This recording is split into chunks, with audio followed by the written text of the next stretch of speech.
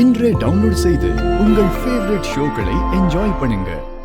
இன்னைக்கு பகல் பூராவும் நான் எப்படி இருந்தேன்னு இவன் கிட்ட சொல்லுங்க.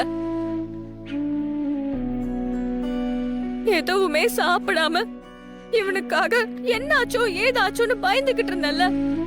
ஏய் தனா, எனக்கு என்ன ஆக போகுது? நான் ஃபோன் பண்ணலன்னு நீ பயந்ததெல்லாம் சரிதான். ஆனா பாப்பா வயிற்றுக்குள்ள இருக்கும்போது சாப்பிடாம இருக்க கூடாது தானா? இல்ல கதிர், நீ எப்படியும் வந்துருவ, உனக்கு எதுவும் ஆகாதுன்னு அவளை சமாதானப்படுத்தி கொஞ்சம் சாப்பிட வச்சேன். கதிர், உனக்கு என்ன ஆச்சு? ஏன் நீ போனை எடுக்கல? உண்மையை சொல்லு கதிர். தனா, நான் உன்கிட்ட ஒரு விஷயம் சொல்லுவேன், அத நீ பதட்டப்படாம கேட்கணும். பதட்டப்படாமலையா? என்னாச்சு? ஏன் இப்படி எல்லாம் பேசுற? இல்ல, கதிர் ஒரு ப்ராப்ளத்துல மாட்டிக்கிட்டான். என்ன மாயா? என்ன பிரச்சனை?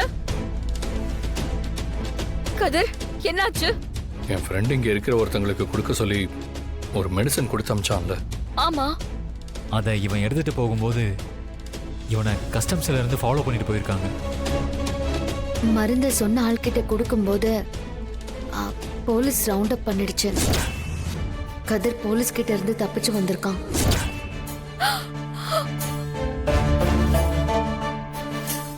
ஐயோ கடவுளே, இது என்ன சோதனை?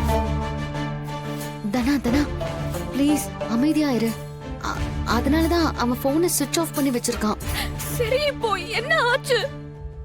அந்த பிரச்சனை சரி ஆச்சா இல்லையா?